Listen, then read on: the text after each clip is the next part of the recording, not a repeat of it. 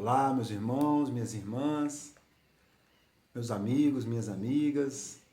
A caminhada espírita persiste, a caminhada cristã nos chama. E hoje, mais uma vez, no livro Vinha de Luz, dando continuidade ao estudo do último vídeo que falava do capacete, a lição 140. Hoje vamos falar da lição 141, escudo, que, como disse no vídeo anterior, uma sugestão da Sandra Borba, utilizando da analogia do nosso irmão Emmanuel, com esses instrumentos de batalha, para que tragamos todo esse ensinamento, toda essa armadura, todo esse equipamento a nosso favor na nossa caminhada espiritual. Então, o escudo, lição 141. Embaraçando, sobretudo, o escudo da fé, com o qual podereis apagar todos os dardos inflamados do maligno. Paulo, ainda na carta aos Efésios. Ninguém se decide à luta sem aparelhamento necessário. Não nos referimos aqui aos choques sanguinolentos. Então, esse segundo parágrafo do Emmanuel é muito consolador, né? Porque nós estamos falando de equipamentos bélicos, mas aqui ele já dá uma freada. Gente, nós não estamos falando de combate sanguinolento. Isso, infelizmente, fez parte do nosso passado e não pode mais estar dentro do nosso dia a dia. Isso é bem óbvio, né? Então, essa armadura, o capacete, o escudo, ele vai ser utilizado, como disse, na nossa caminhada espiritual, no bom combate. Esse sim é o combate que devemos travar a todo momento, com muita ênfase, com muita certeza e direcionamento dos nossos corações, para que esse bom combate venha trazer efeitos na nossa caminhada. Tomemos, para exemplificar, as realizações econômicas. Quem garantirá êxito à produção sem articular elementos básicos? Imprescindíveis à indústria.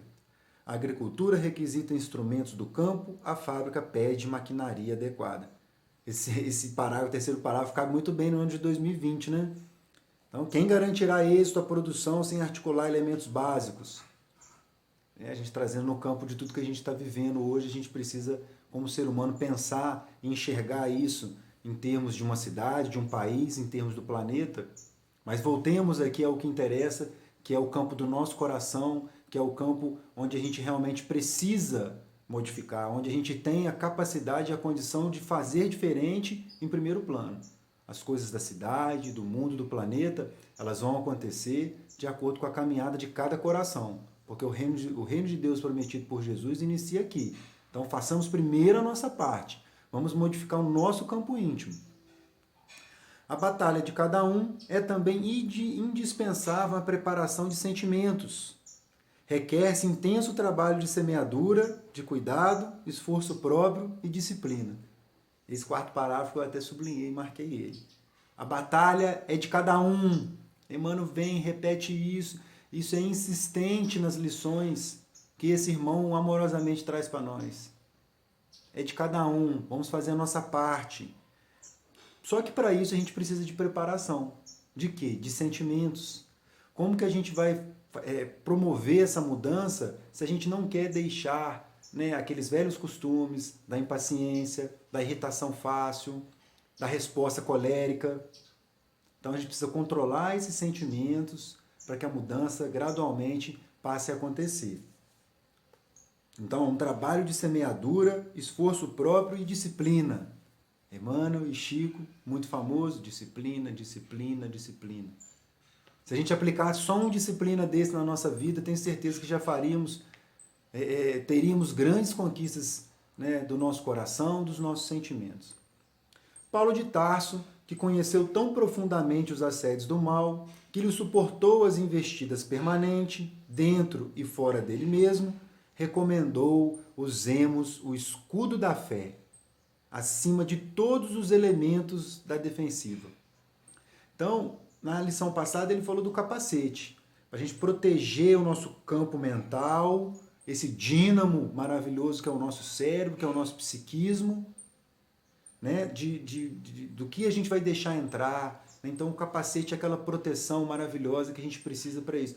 Mas aqui na lição seguinte você vê que ele coloca que usemos o escudo da fé acima de todos os elementos. Então esse escudo ele talvez seja mais importante ainda do que o capacete. Porque esse escudo a gente vai usar com essa fé raciocinada, que nós estamos tendo a oportunidade de conhecer, de entender e de colocar coerência em tudo que está revelado através das mensagens de Jesus, das leis divinas. Olha que privilégio somos nós, espíritas, não melhores nem piores que ninguém, mas que privilégio temos essa fé raciocinada, essa fé que nos faz pensar, nos faz entender o caminho que queremos seguir.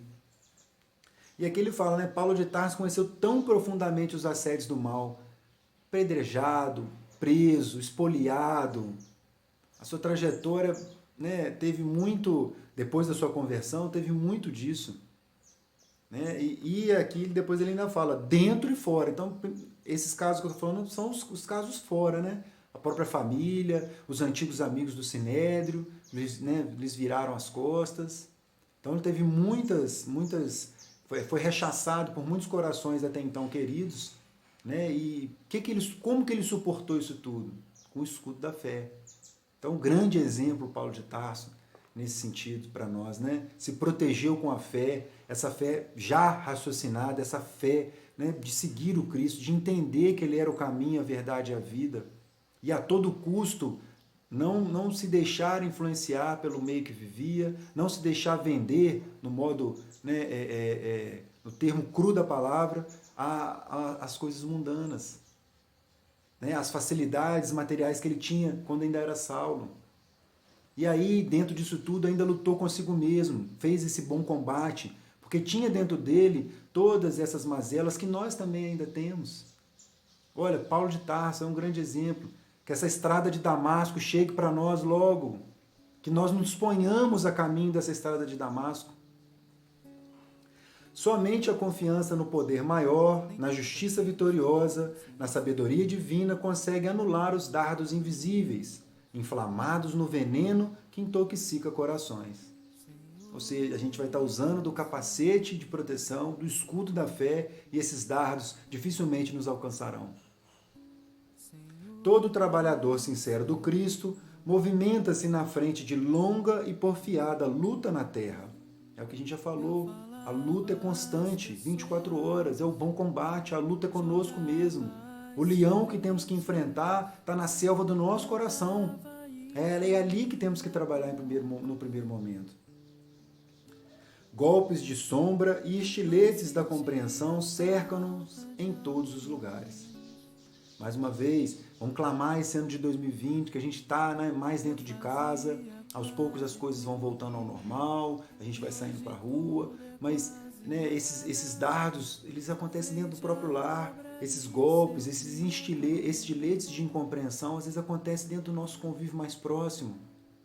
E olha o escudo da fé raciocinada, de entendermos que estamos numa família, num grupo de trabalho, ou até mesmo num grupo de amigos, para resgatar, né, laços que outrora malbaratamos.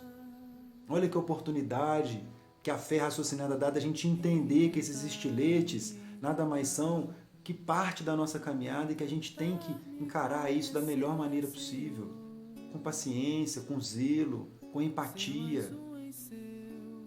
E, se a bondade conforta e a esperança ameniza, é imprescindível não esquecer que só a fé representa escudo bastante forte para conservar o coração imune das trevas. Então, já dizia um poeta, né? A minha fé é o meu jogo de cintura. Então, que essa fé seja esse nosso jogo de cintura para quê? Para enfrentarmos a nós mesmos. E as situações que nos cercam, quando elas chegarem a nós, sejam por estiletes, sejam por dados venenosos, sejam por golpes, isso faz parte da nossa caminhada. Estejamos atentos para os receber e entender, né, que a nossa fé é muito maior que isso. O nosso propósito de seguir o Cristo, ele é grandioso e tem que passar por tudo isso, né, com muito amor, com muito carinho, da mesma maneira que ele nos legou e nos exemplificou na sua passagem aqui conosco. Então, vamos complementando aí as nossas parcas reflexões, o capacete e o escudo. Vai faltar a lição da fé, que é a lição 40, e vai ser o nosso próximo vídeo. Um grande abraço.